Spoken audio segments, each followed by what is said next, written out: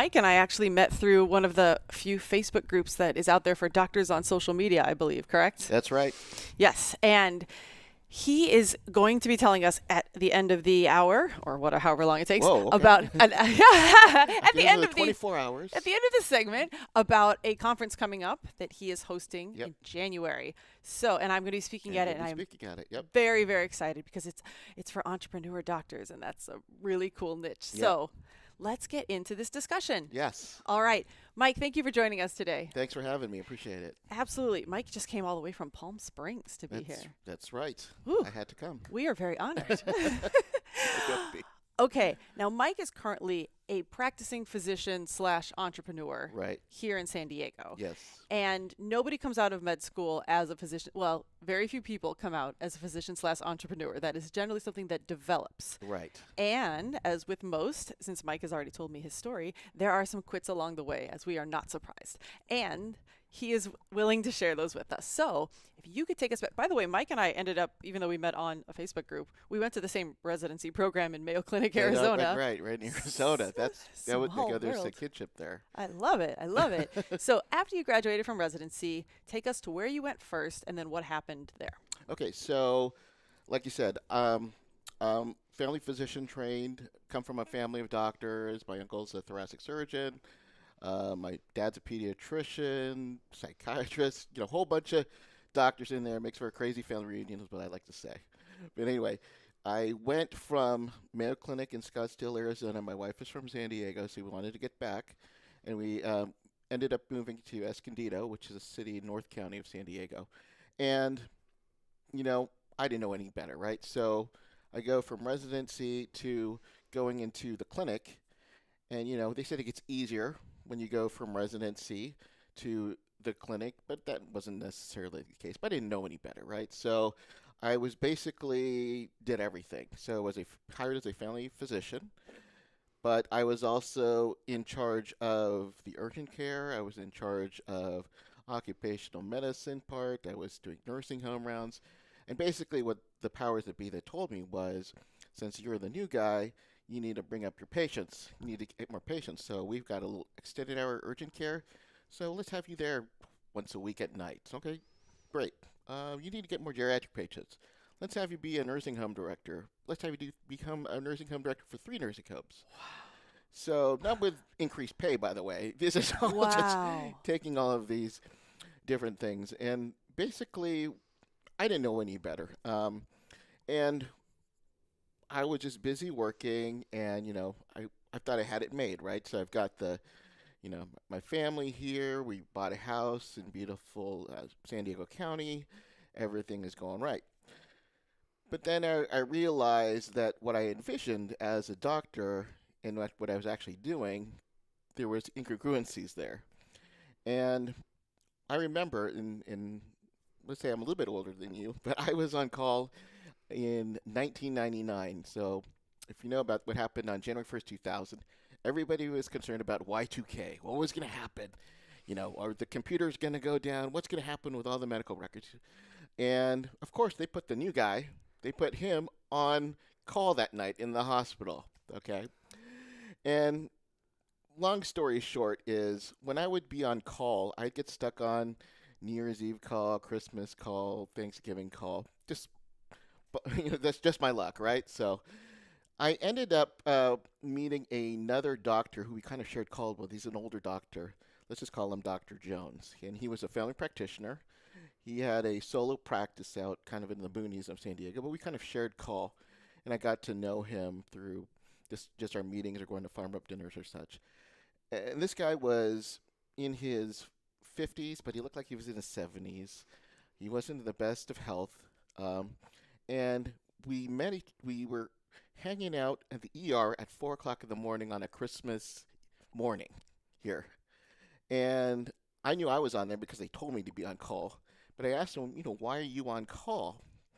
And he basically said that he gets better pay if he comes on Christmas Day, if he takes holiday call. And so he volunteered to do this. And I go, well, don't you want to be with your, because I knew he had like a bit of a family. He said, in no uncertain terms, after I got to know him, for a while, he says, I have to work. The reason why I have to work, I've got a big family. I get paid a little more. And Lynn, he looked older than most of my patients. He looked like he needed to be admitted to the hospital. And I kind of envisioned myself, I see, he passed away a few years ago, but I said, is this where I want to be, 20, 30, 40 years from now, having to be on Christmas morning call because maybe I get a couple of extra $100 more, uh, or I have to work because I didn't plan or didn't do what I was supposed to do in terms of looking at additional streams of income or whatever, investing, etc. And I didn't like that. And it wasn't what I envisioned where I wanted to be. So, and then that was kind of my first big, ideas of, you were talking earlier about the symptoms of quitting. That was like looking in the mirror, looking to the future, seeing where I was, and I didn't like what I was seeing. But, I was still going on, taking call and everything like that. And then what happened to me was a personal event. I have two children. They're adults now, but at the time, I had my second son was 4 or 5 years old. Long story short, he was diagnosed with autism. And back then, we didn't know what we don't know now. We didn't know of all the signs, and it was still kind of new to us, but it was really a shock to the system for myself and for my wife. And I wanted to be there for my son, of course, and I wanted to go to all of his visits, his rehab, etc. I mentioned earlier I was the son of a doctor. My dad wasn't always there for me, and I said, I want to be there for my kids. And long story short, I approached my non-physician CEO if I could go half time. I wasn't even talking about quitting altogether. That wouldn't even come into my consciousness that I wanted to do this. I just wanted to go half time, and he probably smirked or I don't know what I envisioned, but he says, Mike, you've got a busy practice. If I have to give you half time, I have to give everybody, right? You probably heard similar stories, and so I said, I didn't tell him that, but I made steps to actually quit. To do that, and it was a personal decision. It was they obviously aren't supporting me, and I've done everything they've asked me to do for them, and that actually led to leading to quitting. I love that. Because you did the thing that I suggest so many doctors should start with if there's some part of their practice that isn't working, which is ask the question, can I change something about my practice? Maybe it's the schedule, maybe it's the type of patients you're seeing or the types of procedures you're doing. So you made the ask, right? And then always the second part of that is if they don't respond to your ask in a positive way or try to make some kind of deal, maybe you could say, okay, let's try 3/4 time, Right. If they just refuse to budge, then like you said, they don't have your greatest good in mind. They're looking at their bottom line. They're Exactly. looking from a fear perspective of, if we give this to you, we're going to give this to everybody. Well, not everybody's asking for it. Exactly. They might want to make full-time pay, and you at this point have a reason you're willing to go to half-time. But if they see it from that bottom line instead of with you as a person coming to them with a need, then you did the absolute right thing that you should do at that point, which is find a way out. Because you have to be you could like your career as much as you want, but if you're in a company culture that doesn't support you, you could still end up like that guy who looks 20 years older than he does and is still, I think a lot of people have a misconception about medicine that we're just going to make a lot of money, and family docs are not making a lot of money. And sometimes I think people get to the realization all too late when they get there and they're like, why are you having to work Christmas Eve? Oh, you still need to work extra this many years into your career? Wow. So you start planting the seeds for your quit at that point, right? What kind of preparations did you make? What, like financial preparations, and then plans for what you're going to move to next? What went on at that point? Well, yeah. So to get going back, this is quite a while ago. I've always been entrepreneurial. And we were in Phoenix at Mayo Clinic, and I think it's the second year we get to actually moonlight and such. Yes. So my wife got pregnant as I was an intern at Mayo, and I was too young, or I couldn't do moonlighting. I couldn't work at Cigna or all the other places, and but I've always been entrepreneurial, and in terms of the internet, I actually helped create the form of Dr. Edwards, if you remember, asked me to kind of work on a website for the Mayo Clinic residency program, and I was just kind of like fooling around with it a little bit. And I learned up HTML, which is the language of the web, and this is 1996, 97. There's basically nothing out there, right? But I started to create a website for the residency, and then I was starting to get questions about from other doctors or pre-meds or wannabe doctors about how to get into the residency. Mayo Clinic was my first choice. So I was giving them advice.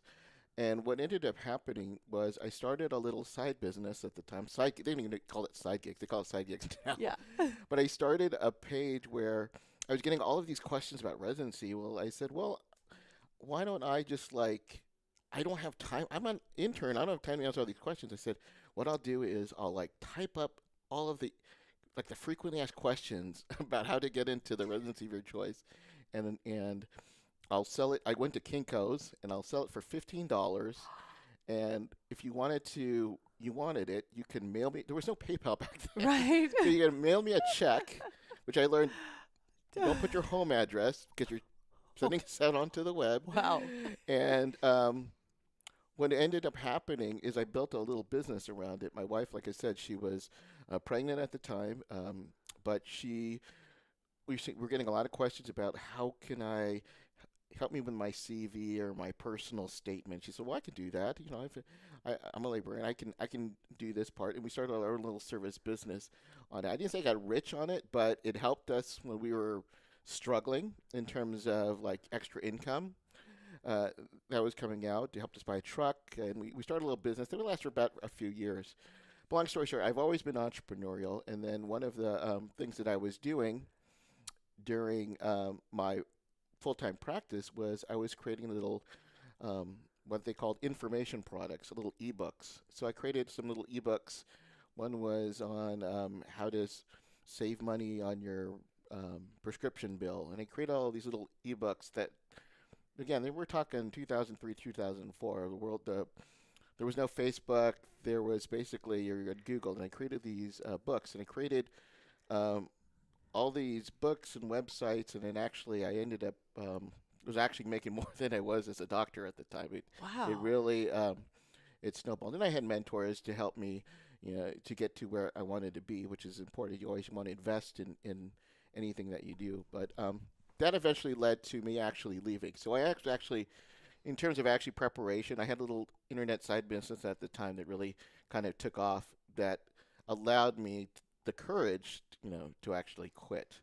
One thing that I did want to mention that I said, I think this might be unique, is when I actually told them that I wanted to quit, it was not give a 2-week notice and leave. It was, oh, let's get back to on this. First they didn't think I was serious that I wanted to quit, and then it was, well, we have to find you a replacement because you have all these patients, and there were some guilt trips that they put on me. But I was also a shareholder in my practice, meaning I had invested money, and if I wanted to quit, I would have to pay that money back somehow. So it wasn't a 2-week notice. It was I have to pay to quit on there. And then I was nice about it. I could have stayed on much shorter than I was. I stayed on about 6 months, but I had an obligation to my patients. I wanted to make sure that they were being taken care of, whatever doctor they had to replace me. So it was about 6 months before I actually did leave, yeah. And when you did leave, you went for a period of time without doing something clinical, correct? Well, that's another side of my story, because being married is, my wife was kind of a bread earner through the internship. She was a librarian at Grand Canyon University, and she kind of basically helped me get through, not in terms of finances. We had medical school loans and such, but she helped, with bringing the bacon for that. So she was not as receptive of me leaving medicine to start up my little ebook internet business kind of thing. It didn't play well. At least I told her. I didn't even tell my mom. I didn't even tell my mom until she goes, "Everything right, Michael?" But she said well, before you leave, maybe you can do something part-time. And I did, and I found like an Indian health service job, paid for some of my public health uh, forgiveness in terms of my loans. I did for like twice a week, and then after about a year, then I eventually left. Gotcha. So Yeah, then, clinically for a while. yeah. So there was a like petering out period. Yeah, it wasn't bad for them. It was more for my wife. Ah, fair enough. I like this. Yeah. Full disclosure. Hey, I'm all about transparency, right? So I love it. I appreciate that. So a lot of docs, I think, have this fear of what is my identity if I leave clinical medicine, if I stop practicing medicine. And not that you ever lose the degree. I mean, even if you are grossly involved in malpractice, you still somehow have the degree. right. But you're still a doctor at the end of the day. But I feel as though a lot of people wrap their identity a little bit in the caring for patients Yes. portion. And other people of us don't, that's not so much where we get our satisfaction. And for some of us, it's not at all for us. And I've had this discussion recently with somebody who's going to be on the podcast soon. Her name is Michelle. And she's like, I realized clinical medicine was not for me at all. And so, Right. there are people that go into pathology and radiology, but you had to face this period where you decided, okay, I'm not going to do clinical medicine anymore. Did you have any of those identity concerns, or were you just as fond of doing tech things as you were of medicine, so it wasn't an issue? You always have something, whether it be kind of scorn or perceived scorn from your colleagues. I was joking about my mom, but that was actually a big deal with my mom. My dad's always he's a doctor, but he's always been entrepreneurial, or he tries to be entrepreneurial, so he was okay with it. But I also felt bad, just like, because I had patients that I over the 5 years I was there. I do think now it's a lot easier to get away from that. I mean, back then there was no Facebook groups, support groups. I mean, there's a lot of support for doctors leaving the bedside or going away for a few years. I didn't have anything really of that. And also in terms, just maybe where I grew up, I was kind of the Marcus Welby. If anybody's my age who remembers that, the typical MD where the family doctor, where their patients bring, or what I thought in medical school, this is how it would be, where people would bring like bread and and those kinds of things, and you would do house calls. Or just basically that you would be in a job that you would stay on for 20, 30, 40 years. And now in the younger generation, and my perception is it's okay to go from job to job and, in your search for fulfillment of whatever that is. Yeah, absolutely. That is a big difference, luckily for us. But you brought up a phrase that I want to go back to, which was perceived scorn. Yes. So good, because that describes most scorn, right? Like, how often does somebody actually scorn you to your face? That's right. It's mostly just we assume other people are going to scorn our decision. Right. Some will be bold about it. But did you have any actual in-person backlash, or was it mostly the thought, maybe the mindset of, oh my gosh, people are going to be thinking about my quit negatively? No, I mean, I heard comments like, oh, Mike, what's he doing? What is he doing? And they, oh, he'll be all right. He's all right. But I got to the point where, I learned early on that I'm unemployable. Not that I don't have the skills. I don't do well with bosses for whatever that is. And it just wasn't for me. And I didn't feel that I was, we were saying, that they didn't have the best interests of me at heart.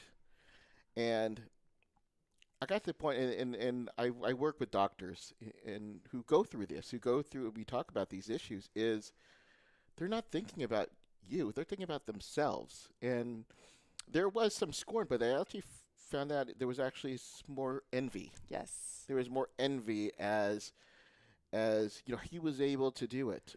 Maybe there's some who just wanted me to fall flat on my feet, and I'm sure there's a little bit of that where there's some envy, jealousy kind of going on in there. But I'm going to keep it clean because I don't know your language. I just said, screw it. I'm just going to, this is what I want to do. This is for my family. I want to be there for my kid.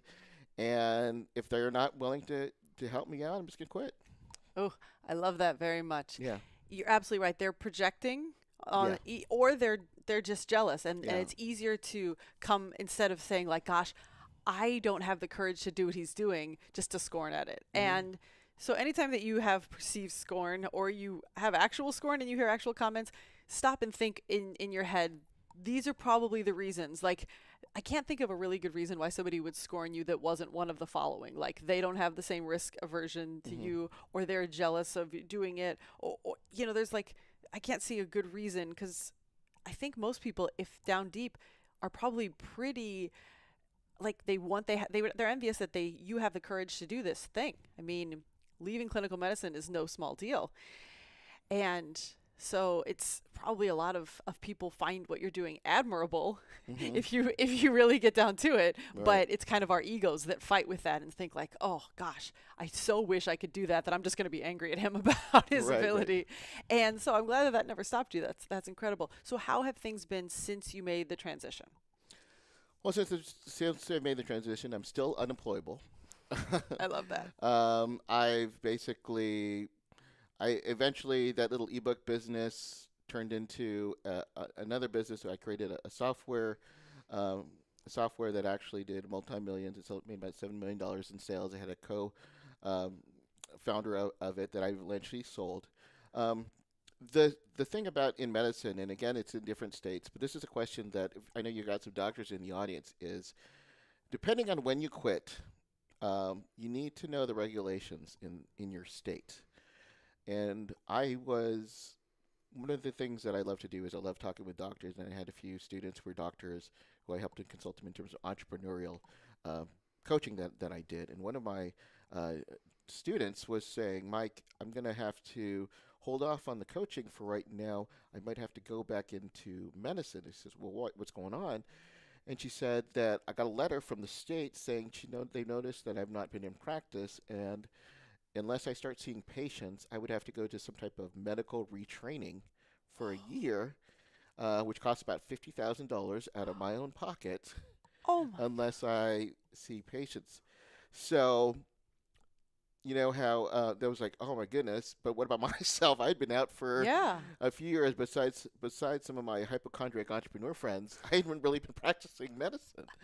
And so I said, well, I'll do some locum tenens, and then I did like 30 minutes. I went up to someplace in the high desert up in the upper Riverside County, where there's like no physicians within this amount it's like in the country there's like the least amount of physicians per capita on there.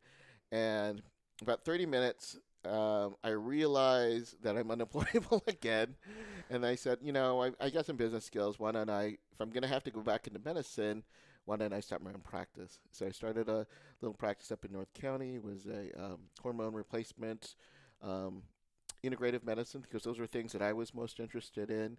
Eventually ended up going to med spa, and then we've now had a series of clinics in Southern California. I still practice medicine. I work about 2 days out of the week, about 10 to 12 hours, and the rest is, going after ventures like this. I built some passive income streams that have helped me get to where I want to be. But if it wasn't for that first courage of actually quitting, I would probably still be that Dr. Jones. I was heading into that direction there. I'm not saying everything is flowers and roses and all that, but I'm at a better place than I was, almost 20 years ago. So. I love that. I love how you went and you found some niche in medicine that you did enjoy. Yes. That's so crucial for all the docs out there who are thinking, I can't handle clinical medicine anymore. There's a wide variety. We had, the first doctor I had on here was Dr. Amy Killen. She was an ER doc running herself ragged, and then she ends up going into anti-aging medicine, loves it.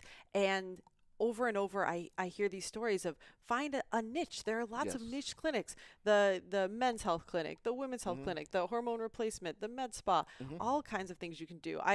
I do compensation and pension physicals. So does so does Mike. We found that out on our phone call.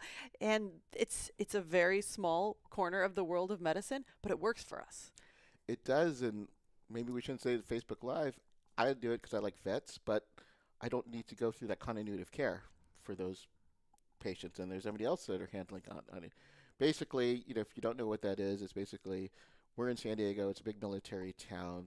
A lot of veterans here have got a lot of ailments that they've either acquired in active duty or something related to active duty, and then depending on what type of injuries they have, they're afforded some type of compensation, and our job is to determine if it's accurate or not. So, but I enjoy it, but it also helps, you know, for you to help explore other avenues for like yourself, to do the things that brings you joy Yeah. into your own life as Yeah. well. It does, and that's a huge part of my story and why I love to pass on what I've learned, because I was miserable in sports medicine, and I thought, Uh-huh. okay, what parts of it can I take and find? And I did what you did in a manner of speaking, is I did moonlighting just enough to pay the bills Hmm. until I found this job. And moonlighting, for those who don't, I'm going to cover a few terms, but maybe we didn't cover. Moonlighting is, when you work Yeah. a second job at night. Locum tenens is what doctors can like fly around the country, and if you fill in for a doc who's going on vacation here, or sub for somebody going on sabbatical there. So that's the thing. There are so many opportunities in medicine. So do not feel trapped if you have this medical degree and you don't want to do the traditional clinical medicine. There are many other options out there. But for me, I just found my job on Twitter and I was looking at everything. I was Twitter. looking, yeah, I did. Because I got really desperate when I Yeah. realized, man, I cannot. I did the same thing you did. Hmm. I thought after fellowship, okay, I'm going to try part-time sports medicine. After 3 days, I had the same kind of like, oh, not employable as a regular doctor Yeah. thing. And luckily, they said we don't have enough patients to keep you. So I was like, phew, almost, dodged that bullet. And then I thought, okay, now we've got to get serious and only take the jobs I really Hmm. want. I don't want to be doing sports medicine. Stop Yeah. saying, okay, I'll do it halftime. Like, no. And so then I went and I thought, okay, I'll work with electronic medical records because I like tech more than I like Hmm. patient care and continuity, like you said. And then I found this job that said just do these exams, and I found it on Twitter. And so when people are like, I'm not sure what to do with my medical degree, I'm like, if I can find a job on Twitter in 2010, Hmm. 2009, when Twitter wasn't even quite as big, Yeah. you can find jobs out there. Just, there's a million Facebook groups, and Kevin MD, who's the like home Hmm. for all non-clinical doctors. Yeah. So that leads us to today, where you are now putting on this conference. Tell us a little bit about the conference. So we're talking about passions. One of my big passions is actually connecting with doctors like yourself. Doctors who maybe you know don't fit into that peg, right? Where that round hole, the square peg, um, and or just willing to do these kinds of things. Back in 2000, 2004, there was no support. Maybe if there was, I didn't see it. I think the only thing I saw, like the AMA puts out some book called "Leaving the Bedside" that costs like $80 that you can buy, and that's about it. But there was no support group or Facebook group or anything like that, and I didn't. I had been consulting with entrepreneurs in general, and to be honest, I didn't even want to talk to doctors. One is I still felt that perceived scorn from my colleagues. If you tell a surgeon what to do, forget it on it. But those same doctors actually came to me and said, "Hey, can you show me how you did this little internet business thing, on the side?" Um, and then I said, "Well, why don't I'd like to work with doctors." And then, I got into meeting other doctors connected online. I talked about, I met Pam Weibel last year, if you don't know, but in the physician community, she's a big advocate for prevention of physician suicide, which unfortunately is one of our biggest issues in medicine these days. And it's because they feel so trapped. And and I don't know exactly why that is. I mean, I've got some theories. I think I've mentioned to you in the call that we're risk averse as doctors. Um, we'd rather have a double-blinded placebo study before we quit, Yes. before we actually go do it. And even then, we're going to ask a question anonymously on some Facebook group and to Yeah. decide our fate. Um, but I saw that I see the same issues that I had, with doctors, that I had myself. And, whether it's inspiration through me or yourself, maybe there's a way that we can actually go and give more value. Because I think I was listening to one of your podcasts is, if someone is working as an employee and they're depressed and they're not going to be as much value to whoever they're serving, and it's doctors serving patients. And if I can help 1,000 doctors be add more value to them, like what they do, how much impact is going to have on all the patients that they may or may not have, or just in general do. I feel I impacted more doctors in my own practice. I've got lots of different practices, but I've been able to add more value. It's not really about the money. It's really adding more value to them. And that's why I decided to put on this event. It's called Bootcamp MD. It's happening in San Diego in January. Speakers like yourself, these really weird physicians that I got who felt that there's other ways that you can add more value, add more things to other people's lives, and not necessarily just be open that there's so many options that are out there right now for physicians. We kind of joke about what are the different options, but majority of don't even know about this. It's true. They just say once you go out of residency, you work at some place like Kaiser or somewhere. Anything against Kaiser, but work at some place for 30 years, and at the end of the 30 years, hopefully you got some 401k thing that you can do. But that wasn't life for me. I know that wasn't the life for you. And maybe there's a way, if we can introduce you to what other doctors are doing. We've got, a doctor who works a day a week and has built passive income streams through real estate and investments.